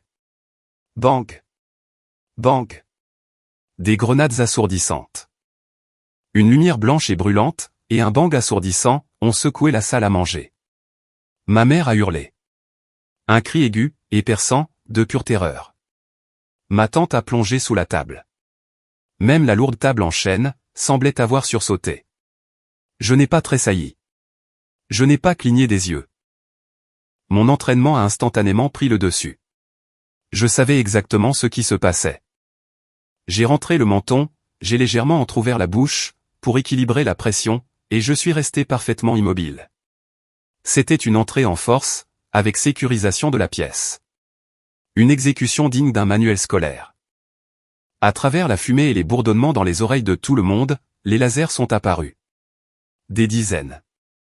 De minuscules points rouges dansant, grouillant sur le torse de Rick, sur son visage, et sur ses mains tremblantes. Il ressemblait à un arbre de Noël illuminé, en enfer. Agents fédéraux. À terre. Couchez-vous immédiatement. L'ordre n'est pas venu d'une seule personne. Il venait de partout. La porte arrière a été défoncée. La porte d'entrée a été enfoncée. La fenêtre brisée, est devenue un portail pour que des ombres s'y engouffrent. Des hommes en équipement tactique complet, gilets en Kevlar noir, casques balistiques, fusils d'assaut levés, ont envahi la pièce. Ils se déplaçaient avec la vitesse terrifiante et fluide d'une meute de loups. Ce n'étaient pas des flics locaux. C'était l'équipe d'assaut et de contre-attaque des services secrets, CAT, Counter Assault Team. La pointe de la lance. Les gars, qui mangent des balles pour le préside. Rick se tenait là, figé. Son cerveau était incapable de traiter le passage, d'un dîner de Thanksgiving, à une zone de guerre. Il tenait toujours le téléphone en l'air, clignant bêtement des yeux face au viseur laser, qui peignait son front. Lâchez l'appareil. Lâchez-le. Rick a essayé de parler. J'habite. Il était trop lent. 2 agents l'ont percuté comme un train de marchandises. Il n'y a pas eu de négociation. Il n'y a pas eu de « s'il vous plaît ». L'un des agents a fauché les jambes de Rick, pendant que l'autre lui enfonçait une épaule dans l'abdomen. Rick est tombé lourdement. Mais il n'a pas heurté le sol. La gravité et l'élan ont conspiré, pour livrer la justice la plus poétique, à laquelle j'ai jamais assisté. Le visage de Rick. Bouche bée, terrifié. A plonger directement dans le grand bol en céramique, de purée de pommes de terre, au centre de la table. Splat. Le bol s'est fracassé. La purée onctueuse et beurrée a explosé vers l'extérieur, comme une grenade d'amidon, recouvrant la dinde, les haricots verts, et enduisant la tête de Rick, d'une épaisse couche blanche d'humiliation. Avant même qu'il ne puisse bredouiller, les agents l'ont tiré de la table, et l'ont plaqué sur le parquet. Les mains. Donnez-moi vos mains. Rick se débattait, émettant des bruits étouffés, à travers la purée qui bouchait son nez et sa bouche. Mon dos. Vous me cassez le bras. Arrêtez de résister. Zip. Le bruit des robustes colliers de serrage en plastique, qui se resserraient, était de la musique à mes oreilles. Les mains de Rick ont été violemment tirées dans son dos, le plaçant dans une position de soumission totale. Un agent a enfoncé son genou, dans le creux du dos de Rick, le clouant au sol comme un insecte. Sujet sécurisé, a hurlé l'agent. L'appareil est libre. Je répète, le football est libre. Le téléphone avait glissé sur le sol pendant l'intervention, atterrissant près du buffet. Le chaos dans la pièce était total. Ma mère était recroquevillée dans le coin, sanglotant hystériquement, agrippée à son collier de perles. Ma tante priait à voix haute. Les voisins, qui se moquaient de moi 5 minutes plus tôt, étaient allongés face contre terre sur le tapis, les mains sur la tête, tremblants. Seules 2 personnes étaient calmes. Moi, et grand-père Arthur. Arthur était assis dans son fauteuil roulant, une serviette glissée dans son col, observant la scène avec une expression sereine, presque jubilaire. Il a croisé mon regard, et m'a fait un signe de tête à peine perceptible. Sans péfi, général. La porte d'entrée s'est ouverte à nouveau. Les lourdes bottes tactiques de l'équipe d'intervention ont cédé la place à des chaussures de ville cirées. Un homme grand, dans un costume noir impeccable, est entré. Il portait une oreillette. Et l'expression sinistre d'un homme qui n'avait pas souri, depuis l'administration Reagan. C'était l'agent spécial Miller, le chef de la sécurité. J'avais travaillé avec lui lors du sommet du G20. Il est passé devant ma mère en pleurs. Il est passé devant Rick, qui essayait actuellement de cracher de la purée de sa bouche, tout en gémissant à propos d'un procès. Il est passé devant les agents armés. Miller s'est arrêté devant le buffet. Il a sorti un chiffon en microfibre de sa poche. A ramassé le smartphone sécurisé, avec la révérence que l'on témoignerait à une relique religieuse.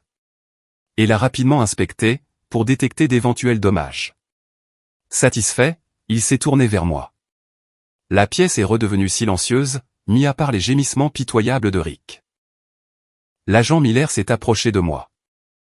S'est arrêté à 1 mètre de distance exactement, et a fait claquer ses talons l'un contre l'autre. Il ne m'a pas regardé, comme une belle fille de banlieue.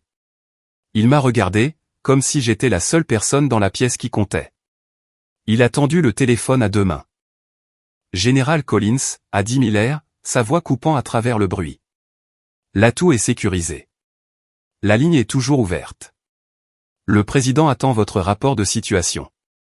J'ai pris le téléphone. J'ai essuyé une petite tache de purée de l'écran, avec mon pouce. Merci, agent Miller, ai-je répondu, la voix assurée. Quel est le statut du périmètre? Le périmètre est bouclé, madame, a répondu Miller sèchement. L'espace aérien est dégagé. Une équipe de confinement est en train d'effacer les empreintes numériques de toutes les personnes présentes dans cette maison. Personne ne part, sans votre autorisation. J'ai hoché la tête. Puis, j'ai baissé les yeux. Rick avait réussi à relever la tête, du sol. Son visage était un masque de pâte de pommes de terre blanches, de sauce, et du sang provenant d'une lèvre fendue. Un de ses yeux était gonflé, et fermé. Il a levé les yeux vers moi, et pour la première fois, il m'a vraiment vu. Il a entendu l'agent m'appeler, général. Il a vu le respect. Il a vu les armes. Et son cerveau a fini par comprendre. Général, a râlé Rick, en crachant un grumeau de purée. Kira. Qu'est-ce qui se passe? Ma mère s'est relevée de son coin. Son maquillage coulant sur son visage. Kira, pourquoi t'appelle-il comme ça? Dis-leur d'arrêter. Dis-leur de relâcher Rick. Je l'ai ignoré. Je me suis rapproché de Rick, les talons de mes bottes claquant de façon menaçante sur le parquet. m'arrêtant à quelques centimètres de son nez. Tu voulais savoir ce que je fais, Rick, ai-je dit en le regardant de haut. Tu voulais savoir pourquoi je reste dans ma chambre. Tu voulais savoir si je vendais des assurances. Je me suis penché, juste assez pour qu'il puisse voir la froide et dure vérité, dans mes yeux. Je traque les sous-marins, ai-je chuchoté. Et je neutralise les menaces. Aujourd'hui, la menace. C'était toi.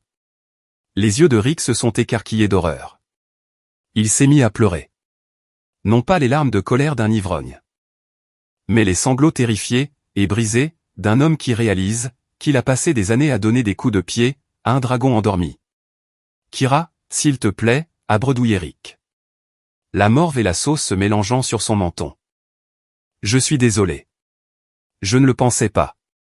Nous sommes une famille. Dis-leur. Je suis ton père. Je suis ton père. Agent Miller, ai-je dit, en me redressant et en me détournant du gâchis pitoyable sur le sol. Oui, général. Débarrassez-moi de ces ordures. Les cris ne se sont pas arrêtés quand la porte d'entrée s'est fermée. Ils se sont simplement étouffés. Un gémissement pitoyable et rythmé, qui s'est estompé à mesure que l'équipe de l'agent Miller traînait Rick vers le convoi de SUV noir, qui attendait. Ne me tasez pas. J'ai de l'hypertension. Je connais des gens. Puis la lourde porte en chêne a claqué, scellant le bruit à l'extérieur. À l'intérieur, le silence qui a suivi, était plus assourdissant que les grenades assourdissantes. La salle à manger était une zone de guerre. La baie vitrée n'était plus qu'une mâchoire déchiquetée, de verre brisé. Laissant le vent glacial de novembre tourbillonner dans la pièce, transportant l'odeur de feuilles mortes, et de cordite. La table festive de Thanksgiving était renversée. La dinde roulant sur le sol, au milieu d'une mer de purée blanche, et de porcelaine brisée. Je me tenais au centre du désastre, le téléphone sécurisé serré fermement dans ma main. Mon rythme cardiaque ralentissait, revenant à son rythme de repos. J'avais le contrôle. La menace était neutralisée. L'atout était en sécurité.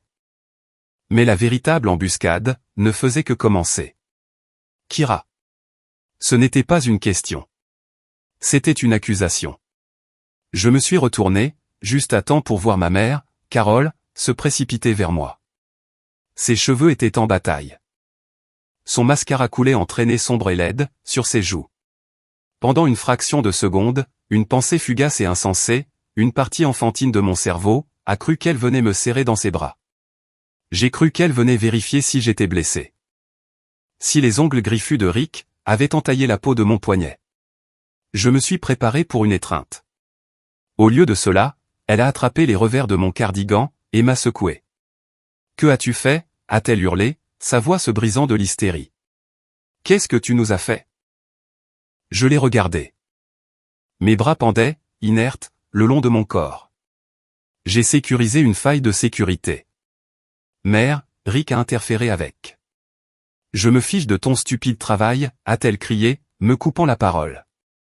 Elle tambourinait de ses petits poings contre ma poitrine. Ça ne faisait pas mal physiquement, mais chaque coup me donnait l'impression de me fracturer une côte. Tu as tout gâché. Tu as ruiné Thanksgiving. Ils l'ont emmené. Tu as vu ça? Ils l'ont mis au fer, comme un vulgaire criminel. Il a commis un crime fédéral, maman, ai-je dit, d'une voix monocorde, dénuée de la chaleur que je lui réservais autrefois. Il a agressé un officier fédéral. Il a mis en danger la sécurité nationale. Je ne l'ai pas arrêté. Il s'est arrêté lui-même, au moment où il a touché ce téléphone. Tu aurais pu les arrêter, a gémi Carole, me lâchant pour faire de grands gestes frénétiques vers les agents qui montaient la garde près de la porte. Tu es une générale, n'est-ce pas? C'est ce qu'ils ont dit. Tu es une générale. Ordonne-leur de le relâcher. Dis-leur que c'était une erreur. Dis-leur qu'ils plaisantaient, tout simplement. Je ne peux pas faire ça, ai-je répondu. Tu ne veux pas le faire, m'a-t-elle corrigé. Son visage se tordant en un masque de laideur que je ne lui avais jamais vu. Tu fais ça exprès. Tu l'as toujours détesté. Tu as toujours été jalouse de notre bonheur. Tu as fait ça pour l'humilier. J'ai regardé la femme qui m'avait donné la vie. J'ai cherché la mère qui me lisait des histoires avant de dormir. La femme qui me protégeait des monstres, sous mon lit. Mais cette femme avait disparu. À sa place, se tenait une complice. Une femme si terrifiée à l'idée d'être seule, qu'elle prendrait le parti du monstre, plutôt que celui de l'enfant qu'elle était censée protéger. Le bonheur, ai-je demandé, un rire froid s'échappant de mes lèvres. Maman, il te traite comme une domestique. Il a dilapidé ta retraite. Il te tyrannise. C'est ça le bonheur? Il m'aime, a-t-elle sangloté. Et maintenant, regarde. Elle a pointé du doigt la fenêtre brisée, à l'extérieur. Les lumières rouges et bleues des voitures de police clignotaient contre les arbres. Des voisins se rassemblaient sur leur pelouse, téléphone sorti pour filmer le spectacle. Les voisins. Carole a halté, serrant ses perles. Les Johnson nous regardent. Les Miller sont là dehors. Oh mon Dieu. Le syndicat de copropriété. Kira, tu sais ce qu'ils vont dire? Nous serons des parias. Comment pourrais-je me montrer au club de lecture? Quelque chose en moi a finalement cédé. Ce ne fut pas un bruit fort. Ce fut le son discret, et définitif, d'une attache qu'on coupe. Pendant des années, j'avais payé l'hypothèque de cette maison pour la protéger. J'avais ravalé les insultes de Rick pour la garder calme. Je m'étais effacé, j'avais caché mon grade, et joué le rôle de la vieille fille ratée. Juste pour qu'elle ne se sente pas éclipsée. Et à la fin, sa plus grande préoccupation, ce n'était pas que son mari ait failli déclencher un incident nucléaire. C'était ce que les voisins allaient penser. J'ai levé les mains, et j'ai doucement mais fermement retiré ses mains de ma veste. Je me fiche des voisins, maman, ai-je dit. Ma voix était de glace. Et franchement, tu ne devrais pas t'inquiéter pour le club de lecture. Tu devrais t'inquiéter pour l'hypothèque. Carole s'est figée. Ses pleurs ont cessé instantanément. Quoi? J'ai fini, ai-je dit. J'ai fini d'être le souffre-douleur. J'ai fini d'être la banque. Les virements automatiques s'arrêtent aujourd'hui. Les paiements de l'hypothèque s'arrêtent aujourd'hui. Si tu veux garder cette maison, Rick et toi, vous vous débrouillerez. Peut-être qu'il pourra la payer. Avec l'argent qu'il gagnera en fabriquant des plaques d'immatriculation, dans une prison fédérale. Tu ne peux pas faire ça, a-t-elle chuchoté, en reculant, me regardant avec horreur. Je suis ta mère. Tu me dois ça. Je te dois du respect, ai-je répondu. Et je te l'ai accordé pendant 38 ans, en ne te disant pas à quel point tu es faible. Mais je ne te dois pas ma vie. Et je ne te dois certainement pas, ma dignité. Kira, s'il te plaît, a-t-elle supplié. Changeant instantanément de tactique, passant de l'agressivité à la pitié. Je ne peux pas y arriver toute seule. Ne me laisse pas ici. Tu n'es pas seule, maman, ai-je dit, en désignant la pièce vide et dévastée. Tu as exactement ce que tu as choisi. Tu l'as choisi lui plutôt que moi, à chaque fois. J'ai tourné le dos. C'est la chose la plus difficile que j'ai jamais eu à faire physiquement. Tous mes instincts me hurlaient de me retourner, d'arranger les choses, de m'excuser, de faire la paix.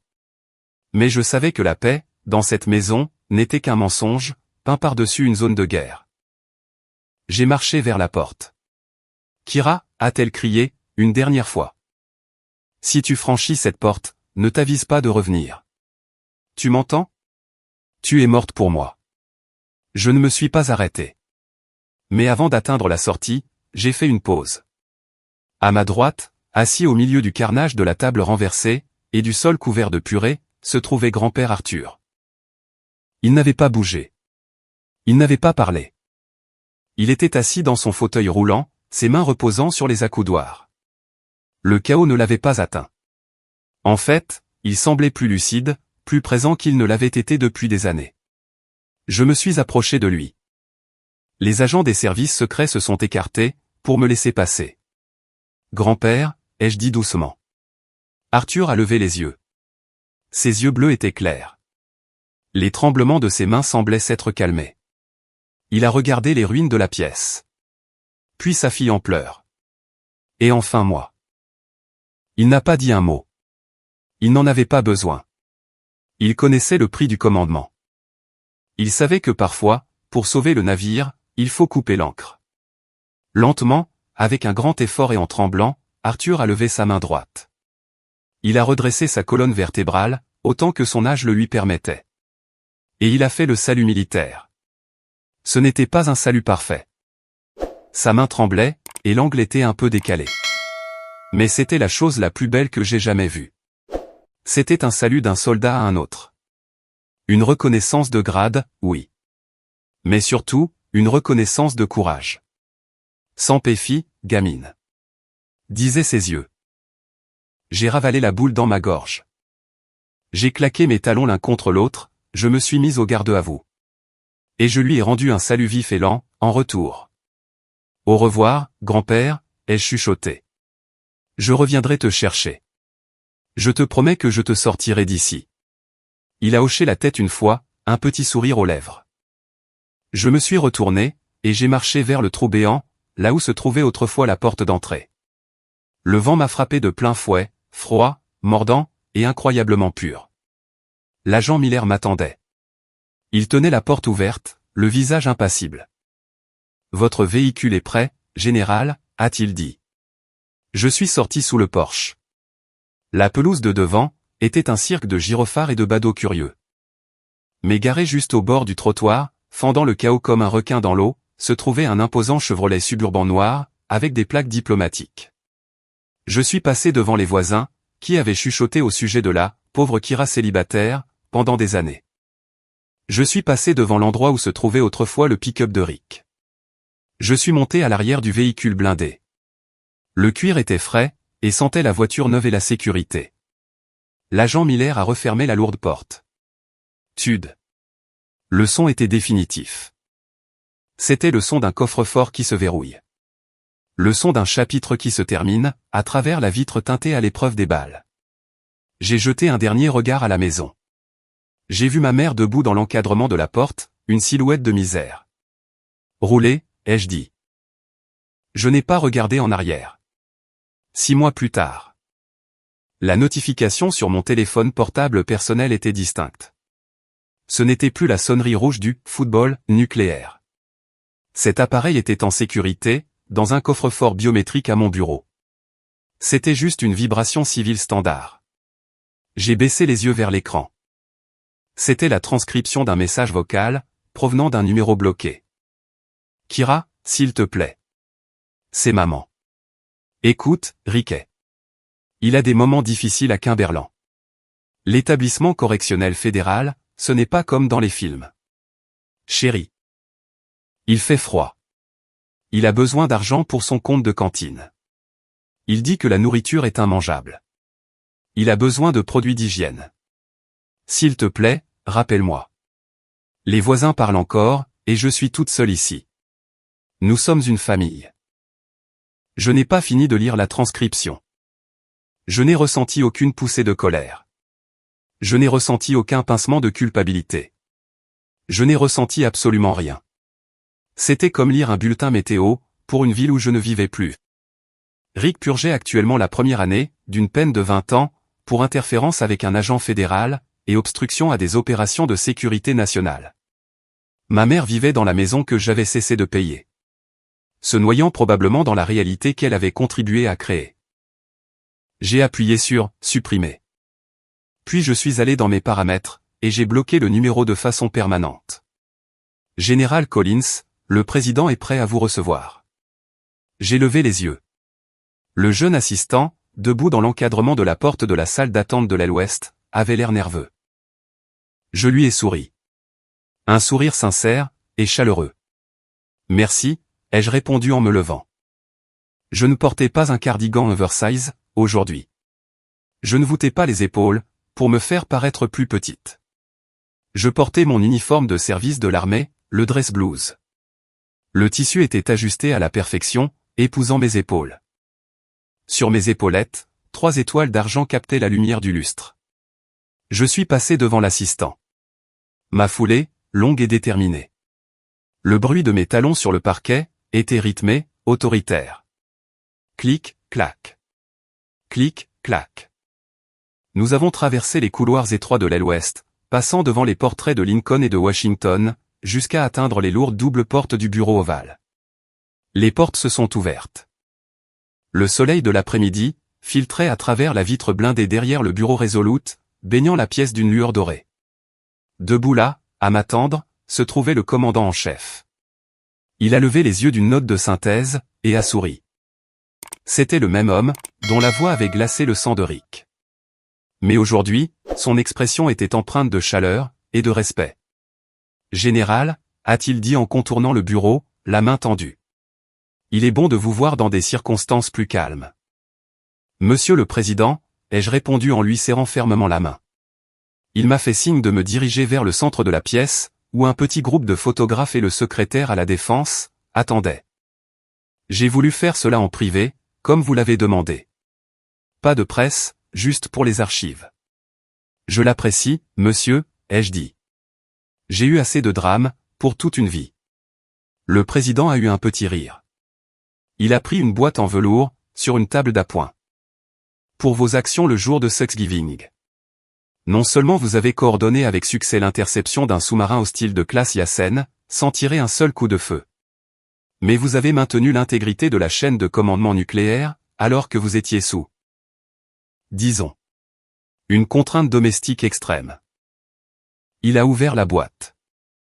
À l'intérieur, reposait la médaille du service distingué. Votre grand-père, a demandé doucement le président, alors qu'il épinglait la médaille sur mon uniforme, juste au-dessus de mon cœur. Comment va-t-il? Il est épanoui, monsieur, ai-je répondu, une boule se formant dans ma gorge. Je l'ai installé dans la maison de retraite des forces armées, à DC, le mois dernier. Il passe ses journées à échanger des histoires de guerre avec d'autres marines. Il a enfin un public qui l'écoute. Bien. Le président a hoché la tête, reculant et me saluant militairement. Je lui ai rendu son salut. Il était vif. Il était net. C'était le geste d'une femme, qui savait exactement qui elle était. Lorsque je suis sorti de la Maison Blanche 20 minutes plus tard, l'air d'automne a frappé mon visage. Il était vif et pur, un peu comme l'air de cette nuit où j'avais quitté la Virginie. Mais sans l'odeur des ponts brûlés. Je suis monté à l'arrière de mon véhicule gouvernemental. Au Pentagone, s'il vous plaît. Alors que la voiture se faufilait dans la circulation de DC, j'ai regardé par la fenêtre, en direction de la rivière Potomac. J'ai pensé à la femme que j'étais. La fille de 38 ans qui se cachait dans sa chambre. La fille qui s'excusait de sa propre existence. La femme qui laissait un tyran dicter sa valeur, parce qu'elle avait peur de briser la paix fragile, d'un foyer brisé. J'ai réalisé alors, que le silence que j'avais gardé pendant tant d'années, n'était pas une faiblesse, comme l'avait prétendu Rick. Ce n'était pas de la soumission. C'était une incubation. J'ai sorti mon téléphone. Pas le rouge. Mon téléphone personnel. Et j'ai ouvert l'application de l'appareil photo. J'ai regardé mon reflet sur l'écran. La femme qui me regardait, avait de l'acier dans les yeux. Eleanor Roosevelt a dit un jour, « Personne ne peut vous faire sentir inférieur, sans votre consentement. » Pendant des années, je leur avais donné mon consentement. J'avais donné à Rick le pouvoir de me blesser, à chaque fois que je m'asseyais à sa table, et que je le laissais parler. J'avais donné à ma mère le pouvoir de me briser le cœur, à chaque fois que je payais ses factures, en secret. Mais j'avais révoqué ce consentement. Et ce faisant, je n'avais pas seulement sauvé une ligne de commandement. Je m'étais sauvé moi-même. La voiture s'est arrêtée à l'entrée de la rivière, du Pentagone. Je suis descendu, en ajustant ma casquette. Le bâtiment massif en béton, centre névralgique de l'armée américaine, se dressait au-dessus de moi. Pour certains, c'était intimidant. Pour moi, c'était chez moi. J'ai passé les contrôles de sécurité, les gardes se mettant au garde-à-vous à mon passage. J'ai marché le long des longs couloirs cirés de l'anneau clic, clac, clic, clac. Le son résonnait sur les murs de marbre. Ce n'était pas seulement le bruit de pas. C'était le son d'une bête qui avait été en cage pendant trop longtemps. Et qui, enfin, parcourait son territoire. Je me suis arrêté devant une fenêtre donnant sur la cour. J'ai regardé mon reflet dans la vitre, une dernière fois. Le silence n'est pas vide, ai-je murmuré au couloir vide. Et peut-être à vous, qui m'écoutez en ce moment. Le silence, c'est le moment où l'on recharge ses armes. Je me suis détourné de la fenêtre, et j'ai marché vers la salle des opérations. Les portes se sont ouvertes automatiquement, devant moi. Le personnel à l'intérieur s'est levé à mon entrée. Général sur le pont, a crié quelqu'un. Je n'ai pas tressailli. Je n'ai pas baissé les yeux. J'ai marché droit vers le bout de la table. L'ombre de la générale avait disparu. La générale était arrivée. Ma guerre est enfin terminée. Mais je sais que pour beaucoup d'entre vous, la bataille pour le respect se déroule encore dans vos propres salles à manger. Si vous avez déjà dû couper les ponts avec un membre toxique de votre famille, pour sauver votre santé mentale, ou si vous cherchez encore le courage d'établir cette limite. Je veux lire votre histoire dans les commentaires ci-dessous.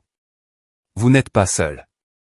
Si ma victoire vous a donné une étincelle de force aujourd'hui, s'il vous plaît, cliquez sur le bouton « J'aime » et abonnez-vous à la chaîne. Bâtissons une communauté, où le silence n'est plus une faiblesse, mais une arme. À la prochaine fois.